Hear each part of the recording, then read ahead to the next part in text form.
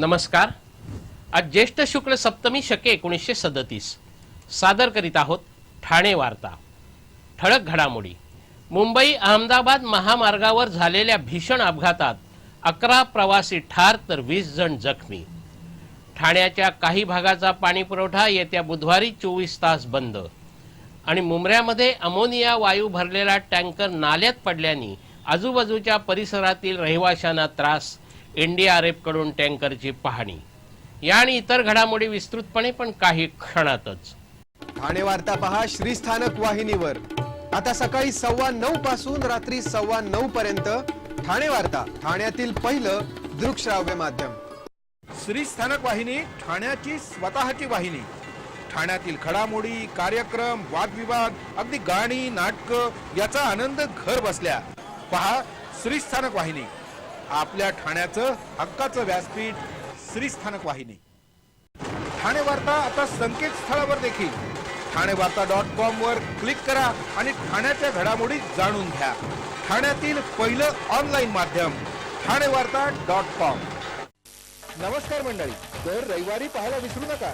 नमस्कार मंडळी, आपल्या प्रश्नांचं थेट उत्तर। ठाणे वार्ता पहा श्रीस्थानक वाहिनीवर। आता सकाळी 9:15 पासून रात्री 9:15 पर्यंत ठाणे वार्ता, ठाण्यातील पहिलं दृकश्राव्य माध्यम। मुंबई अहमदाबाद महामार्गावर आज पहाटे झालेल्या भीषण अपघातात 11 जण ठार तर 20 जण जखमी झाले आहेत। मुंबई अहमदाबाद महामार्गावर पहाटे 3:45च्या सुमारास एक आरामगाडी आणि एक मिनी बस यांच्यात हा अपघात झाला। गुजरातमधून मुंबईकडे येणाऱ्या आरामगाडीला अच्छाड गावाजवळ मुंबईहून गुजरातकडे जाणारी एक मिनी बस रस्ता दुभाजक तोडून या आरामगाडीवर आदळली। हा अपघात इतका भीषण होता की दोन्ही बसमधील 11 प्रवासी जागीच ठार तर 20 जण जखमी झाले।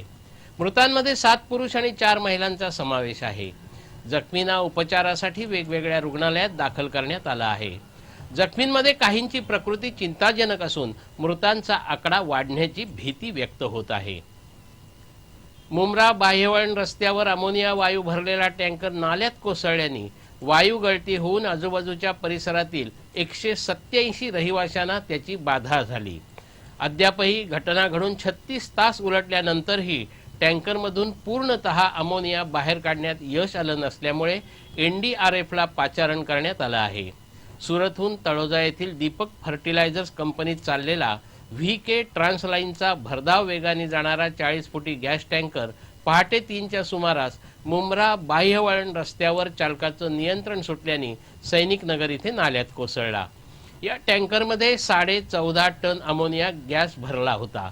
अपघातानंतर सकाळी 7च्या सुमारास क्रेनद्वारे हा टँकर बाहेर काढताना या टँकरमधून अमोनिया गॅसची गळती सुरू झाली। यामुळे सैनिक नगर, अलामास कॉलनी, मुरलीबाग, चर्नीपाडा, अस्मा कॉलनी येथील रहिवाशांना अस्वस्थ वाटू लागल्याने घबराट निर्माण झाली। अनेक रहिवाशांना मळमळ, उलट्या आणि खाज अशा प्रकारचे त्रास होऊ लागले। त्यानंतर राष्ट्रवादी काँग्रेसचे आमदार जितेंद्र आव्हाड यांच्या पत्नी ऋता आव्हाड यांच्या समर्थकांसह बचाव पथकाने घटनास्थळी धाव घेतली। अग्निशमन दलाचे पाण्याचे टँकर मागवण्यात आले आणि गॅस निष्प्रभ करण्याचं काम सुरू करण्यात आलं। खबरदारीचा उपाय म्हणून रहिवाशांना सुरक्षित स्थळी हलवण्यात आलं। या अपघातामुळे मुंब्रा बाह्यवळण रस्त्यावर काही काळ वाहतूक कोंडी निर्माण झाली होती। सुदैवाने मध्यरात्रीपर्यंत परिस्थिती नियंत्रणात आल्याने मोठा अनर्थ टळला। मुंब्रा बाह्यवळण रस्ता हा नेहमीच वादग्रस्त ठरला असून या ना त्या कारणाने या मार्गावर सतत अपघात होत असतात। गेल्या वर्षभरात मुंब्रा बाह्यवळण रस्त्यावर झालेल्या 5 अपघातांमध्ये 3 जण ठार तर 15 जण जखमी झाले आहेत। आज दुपारी एनडीआरएफने दुर्घटनास्थळाची पाहणी केली। आतापर्यंत टँकरमधील 10 टन अमोनिया सुरक्षितपणे बाहेर काढण्यात अग्निशमन दल आणि आपत्कालीन व्यवस्थापन पथकाला यश आलं आहे। पण अद्यापही टँकरमध्ये 4 टन अमोनिया शिल्लक आहे। यामुळे एनडीआरएफला पाचारण करण्यात आलं आहे। एनडीआरएफच्या पथकाने टँकरची पाहणी करून होणारी गळती बंद करण्यासाठी काही अन्य पर्याय आहे का याची चाचपणी केल्याचं सांगितलं जातं। ठाण्यामध्ये पावसाळ्याआधीच इमारतींची पडझड सुरू झाली असून ठाणे रेल्वे स्थानकाजवळील धनलक्ष्मी चेंबर या 8 मजली इमारतीच्या दुसऱ्या माळ्याची गॅलरी पहिल्या माळ्यावर कोसळली। ठाणे रेल्वे स्थानकासमोर धनलक्ष्मी चेंबर ही 1990 मध्ये बांधण्यात आलेली इमारत आहे।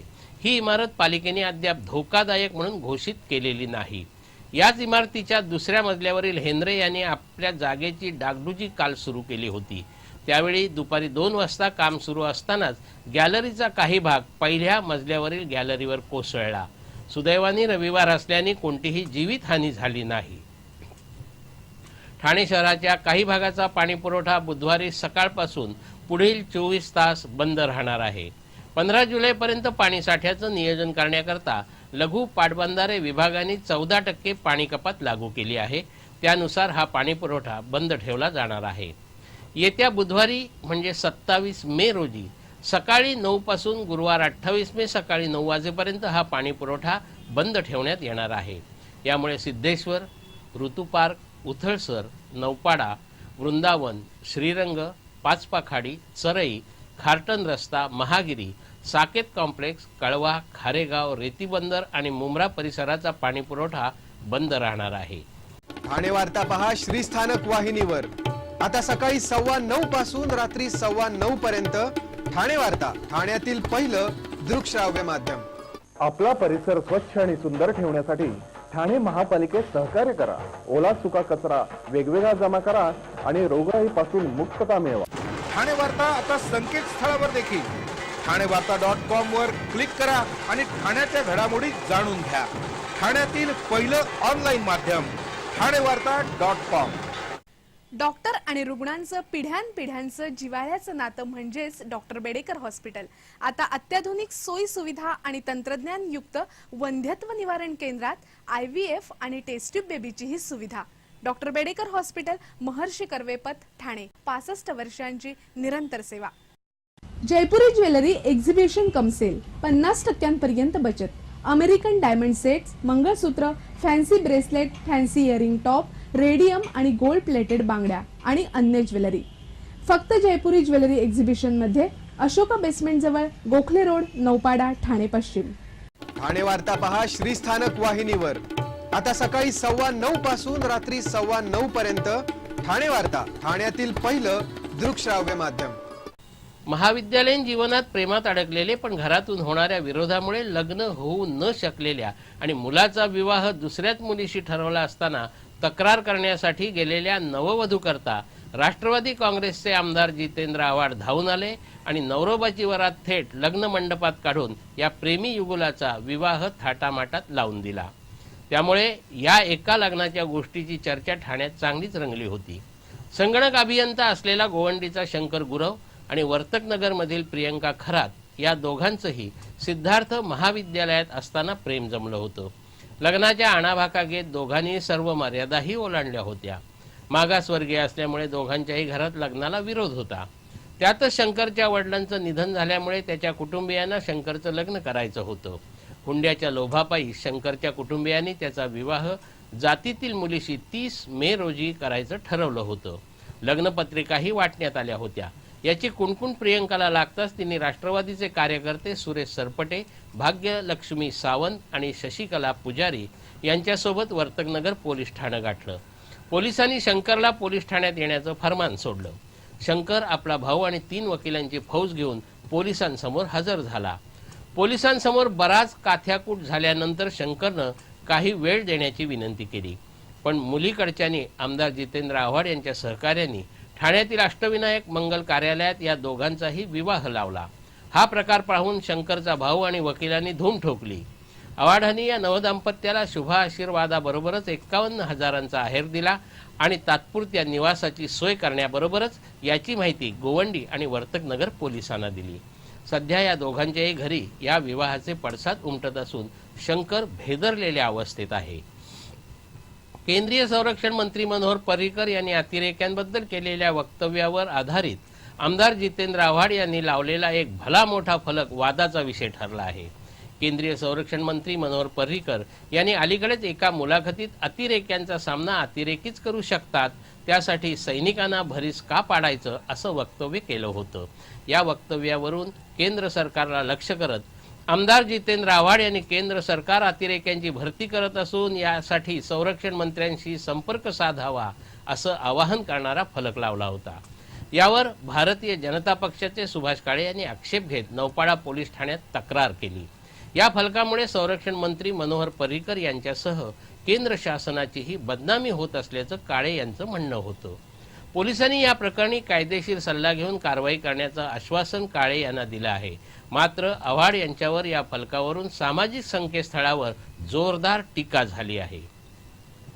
कळवा शिवशक्तीनगर ते मुंबई पुणे राष्ट्रीय महामार्गाला जोडणारा आणि 50,000 लोकवस्तीला वाहतुकीसाठी सोयीस्कर ठरणारा मध्य रेल्वेवरील कल्व्हर्ट लवकरच वाहतुकीसाठी खुला केला जाणार आहे.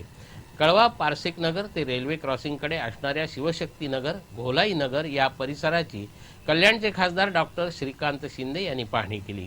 या पाहणीनंतर बोलताना शिंदे यांनी ही माहिती दिली. डोंगरकडेला असणाऱ्या शिवशक्तीनगर आणि घोलाई नगरमधील नागरिकांना पावसाळ्यात मोठ्या प्रमाणावर अडचणींचा सामना करावा लागतो.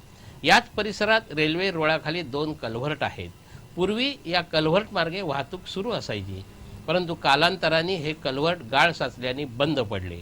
कल्व्हर्टमधील साचलेला गाळ तातडीने काढावा आणि लवकरात लवकर हे कल्व्हर्ट वाहतुकीसाठी खुले करावे अशी सूचना खासदार श्रीकांत शिंदे यांनी ठाणे महापालिका प्रशासनाला केली.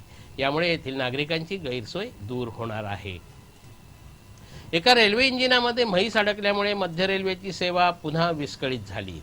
गेले काही दिवस या ना त्या कारणाने मध्य रेल्वेची सेवा विस्कळीत होण्याचे प्रकार वारंवार घडत आहेत.